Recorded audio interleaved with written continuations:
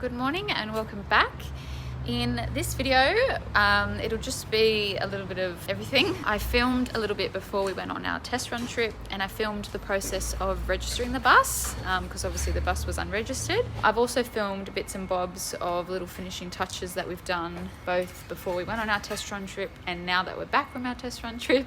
So it might be a little bit confusing and a little bit of back and forth, but basically, yeah, it's just all little things that we've been doing on the bus to get it completely ready. So yeah, I hope you enjoy and thank you for watching. So we just ripped up the vinyl covering that was all here. So I'm just going to use the leftover sound deadening that we have and just put a little bit around here just to hopefully reduce some of the noise and rocks that are flicking up and whatnot. We're actually taking our bus in a few days to Dave at Coaster Park. So if you're in Sydney, he's based out in Moorebank, and he's actually going to install these two seats for us. So we're going to use the original seats that we had, but in order to get it engineered, he needs to add in the base, and he needs to add in some mechanisms for the seat belts so that they are legal. He's also going to help us install the front carpet. We bought the toyotacoaster mold carpet from Trufit, so we'll show you what that looks like once it's been installed. But yeah, that's why we've been ripping it all up. Going to put sound deadening, and then he can lay the carpet and put the seats in. So can't wait till this front area is finished.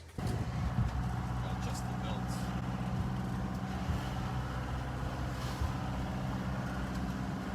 We have picked up our bus from Coaster Parks in Moorebank. Dave there has put in our Trufit carpet and these two seats with the engineered seat belt. Makes those brackets himself. And so he has put in this passenger seat and the other passenger seat, and now we have the seats back in the bus, so it's really exciting. I'm just driving back to the workshop with Dad, and it just feels kind of surreal. This is the Trufit carpet. We just need to trim it. He's done a really good job. I've heard that installing these carpets is a bit of a pain, so he was a legend for helping us out with that.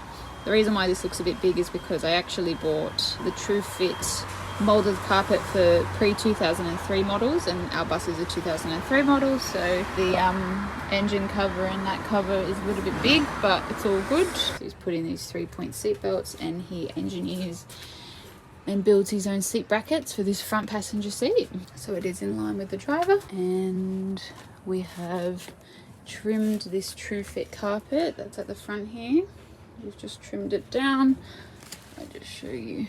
We've put the aluminium edging in between the carpet and the vinyl planks, and this front area is pretty much finished. We've also just built a little shelf here, so the mattress will actually come a little bit above it, so you won't see this front bit. So we've got two little compartments. So this compartment is for our phones, and this compartment is for our laptops. So nothing too high tech, but as you can see, the phones can drop into there. Just a bit hard. The paint, I think, is making it hard to open and close. And if we open this, I don't know if you can see inside, but it's all carpeted in here and in here. So just to protect our laptops. And it can also double as, I guess, a bit of a coffee holder. But yeah, so we put some carpet in this area, so you can see how far. That's how far it goes down. And we just need to also put that fly back on there. We actually moved this handle up. So originally it was down here, but because the mattress comes up quite high, we just moved it up a little bit to where we could. So hopefully we can shove our hand down the mattress and open it that way. Look what I got. Finally, we bought our bus unregistered from Victoria. I literally bought it off an auction without ever looking at it.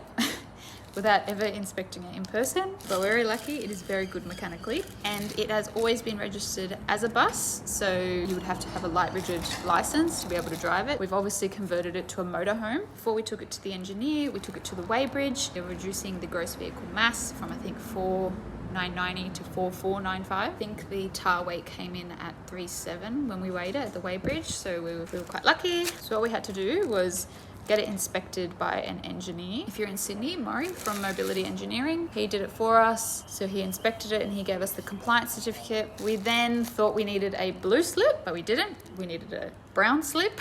So this is where it got a bit confusing. Because we are registering it as a motorhome and we are downgrading it to a standard license, car license, we thought that we just needed a blue slip.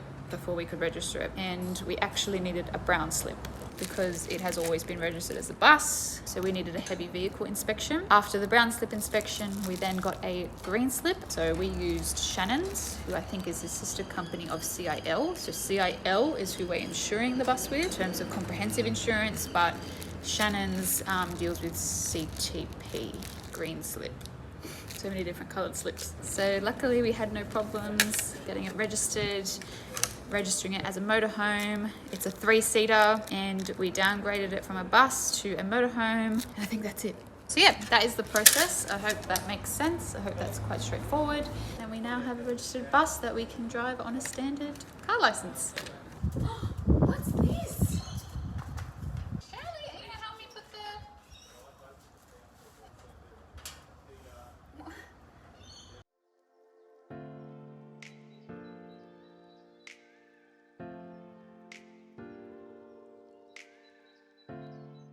We're just in the process of putting these gas struts on. So we've just put one on, if I just show you. And it took a bit of trial and error in the positioning of it. We've never done them before, so it might be wrong, but look, it works. It is close to the front, but it lifts it up, it holds it up. We had it in a few different positions and nothing was working, so we resorted to YouTube and we found on a channel called Rover Tasmania. This is what he did, so we just copied what he did and it works, so thank you. And we are now just going to do the other side. This is basically, so obviously we just, when we're accessing some clothes that will be in here, just we don't have to be holding it up, so that's why we're putting these in.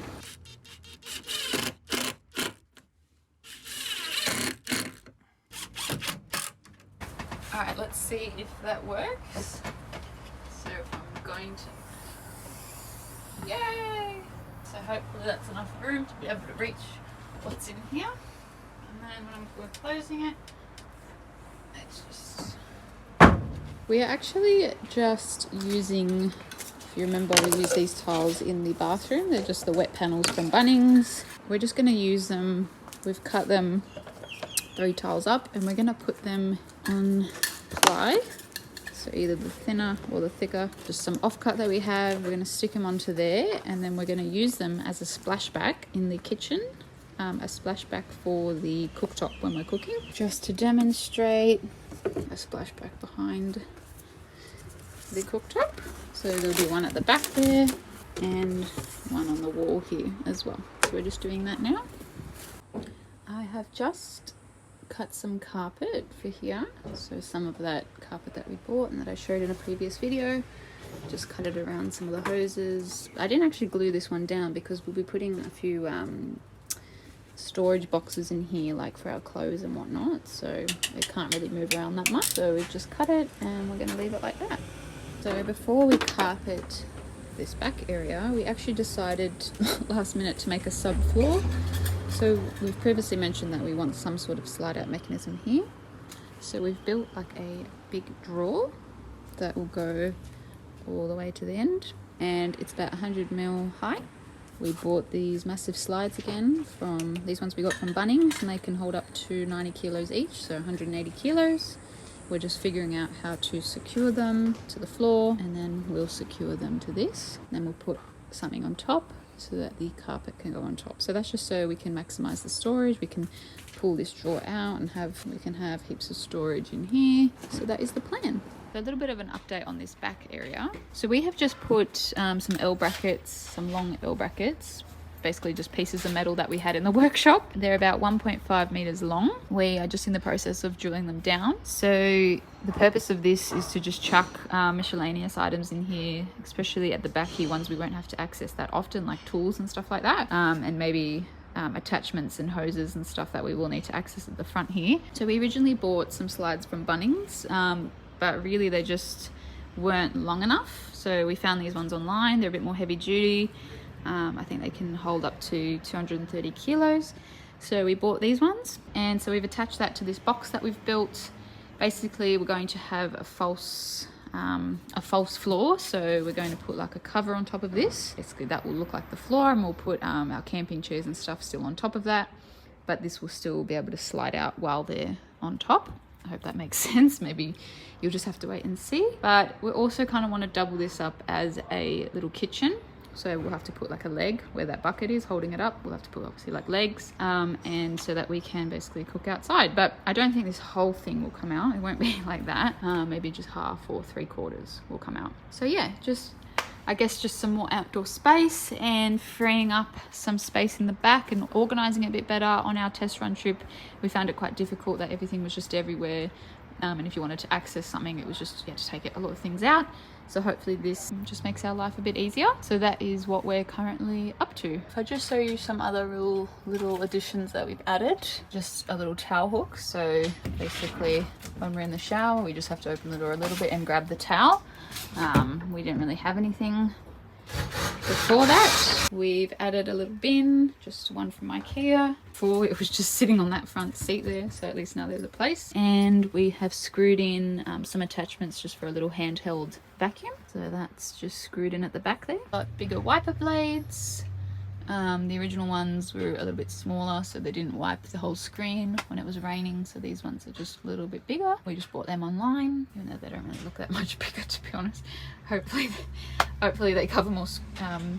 Hopefully they wipe more of the screen. We'll see if they do. So a little tip that I got off a Facebook group that I'm in, Toyotacoaster Owners Group, was to use leftover benchtop offcuts and put some right angle brackets from Bunnings. Just basically screw them in and just put some either tape, or we put some leftover carpet on the backs of it. I think these are the fire exit where you put your foot onto if you're climbing out the window, and you just use them as a little coffee table. I thought it was a really good idea, so we used it. All right, so we have bolted in these slides that I was talking about, these heavy duty slides that are attached to this kind of tray. We've bolted them in to that metal that we had, which is bolted into the floor, as you can see. So the slides are now bolted in to this L bracket, and so it moves in like so, all the way back. These blue things lock it in place, so if we want to take it out, we need to push them both down at the same time and pull it out, and the same thing if we want to push it back and lock it, we use these. But yeah, so that's what it looks like but that's how this is shaping up. That's pretty much it in terms of like little additions. It was mainly that outdoor kind of pull out thing in the back there. The rest of the things are kind of just minor, needs a service, which Outback Jimbo is going to hook us up with. Also our auto electrician neighbour, his locksmith, is helping us out with these bifold doors, basically just making that it was a different lock to the front door, so we're just making it all the same key. Other than that, I think we'll just see how we go on the road, and just if there's anything that we need to change or fix on the road, we'll just do it as we go. We are really excited that it's pretty much finished. Never thought I would see the day. My hats are off to everyone that is converting a bus van, whatever, renovating. It's a big project, and it is definitely a roller coaster, but it is certainly worth it at the end. The next video will probably be the full bus tour, even though I've pretty much given it away anyway. Hopefully there's a few surprises there that you haven't seen. Who knows? But stay tuned for that. That'll be next week. And I really appreciate everyone's comments. And if you have any questions, anything at all about the bus, I'll probably also film after the bus tour, just like a little quick Q&A, like costs of the build and cost of the bus, etc. So leave any comments and questions, and I will address them in the next few videos. Thank you so much for watching.